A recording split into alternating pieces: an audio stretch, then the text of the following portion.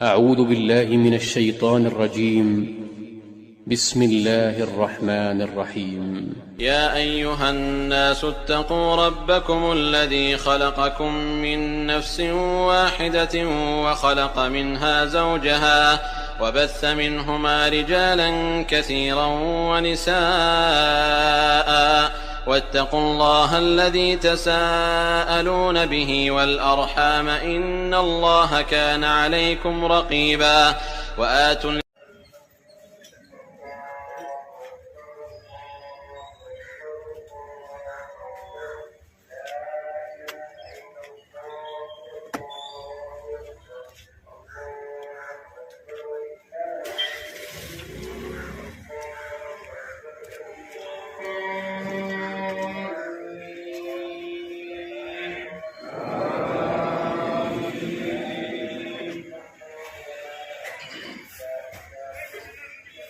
سبح اسم ربك الأعلى الذي خلق فسوى والذي قدر فهدى والذي أخرج المرعى second ஜமாத் இருக்குன்னு சொல்லு.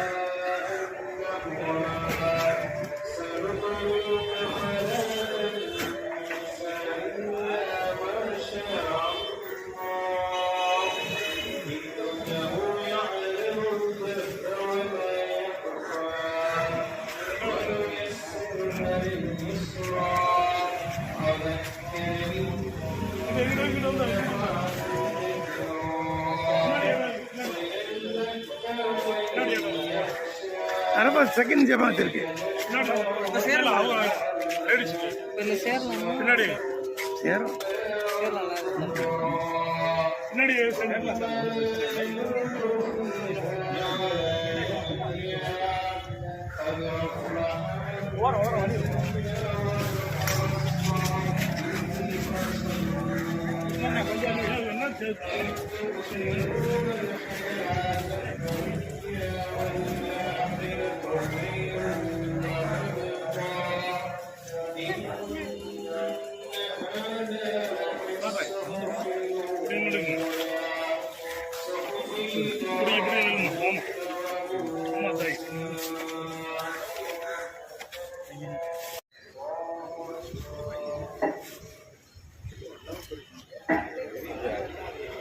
कहाँ से आ रहा है? 6 बजे आपका नमाज हो गया?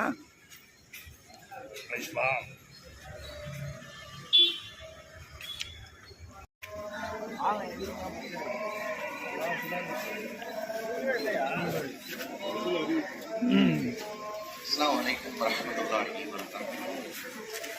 इन्नल हम्दुलिल्लाह नहमदुहु व नस्तईनुहु व नस्तगफिरुहु व नऊज़ु बिल्लाहि मिन शुरूरि अनफुसिना व मिन सय्यिआति अअमालिना मन यहदिहिल्लाहु व मन युद्लिल फला हादिय लहु व अशहदु अन ला इलाहा इल्लल्लाह व अशहदु अन्न मुहम्मदन अब्दुहु व रसूलुहु अम्मा बाद।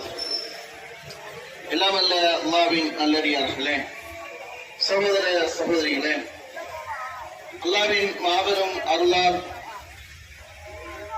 ஹஜ் என்ற இந்த பெருநாள் தொழுகையை நிறைவேற்றியவர்களாகவும் இந்த பெருநாள் உரையை கேட்க வேண்டும் என்கின்ற உணர்வுகளை இஸ்லாமிய சமுதாயத்திற்கு மகிழ்ச்சியாக கொண்டாடுவதற்காக வழங்கியிருக்கின்றார்.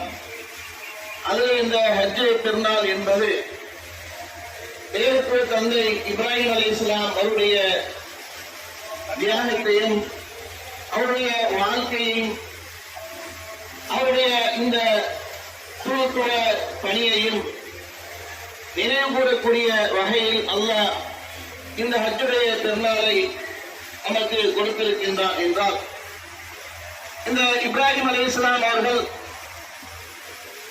இந்த சமுதாயத்தில் வாழ்ந்துவிட்டு செல்லக்கூடிய நேரத்தில் அல்லாஹ் அவர்களை பார்த்து மனிதர்களில் சிறந்தவரை என்று சொல்லும் போது அல்லாஹ்வின் தூதர்கள் அப்படி என்னை சொல்ல வேண்டாம், அப்படி என்ன சொன்னார்கள் என்று சொல்வதற்கு தகுதியானவர் என்றால் அது இப்ராஹிம் அலைஹிஸ்ஸலாம் அவர்கள் தான் மனிதர்களில் சிறந்தவராக இருக்கிறார்கள் என்று முஹம்மது ஸல்லல்லாஹு அலைஹி வஸல்லம் அவர்கள்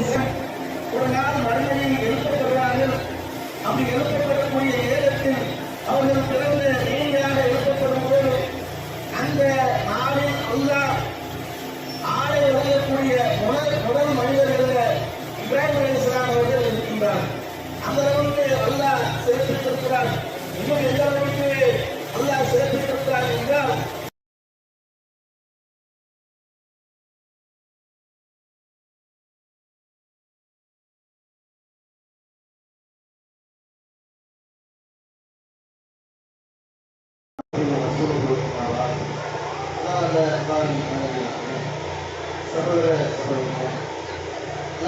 மாபெரும் அல்லாஹ் அஞ்சு பெருமாள் தொழுகையை நிறைவேற்றியவர்களாக நாம் எல்லாம் தன்னத்தில் நாம் பெற வேண்டிய பாடம் படிப்பினை என்னவென்றால் வேலைக்குள் தந்தை இப்ராஹிம் அலைஹிஸ்ஸலாம் அவருடைய இந்த உலக வாழ்க்கையில் அல்லாஹ்விற்கு கட்டுப்பட்டு மறுமைக்கான ஒரு வாழ்க்கையை எவ்வாறு எரியக்கூடிய ஒரு நிலையெல்லாம் அவர்கள் உருவாக்குகிறார்கள். அப்படிப்பட்ட ஒரு இக்கட்டான சூழ்நிலை வரும்போது கூட இப்ராஹிம் அலைஹிஸ்ஸலாம் அவர்கள் அந்த கொள்கையிலே உறுதியாக இருந்து அல்லாஹ்விடத்தில் உதவியை எதிர்பார்ப்பவர்களாக இருந்தார். அல்லாஹ் நம்மளை பாதுகாப்பான் என்ற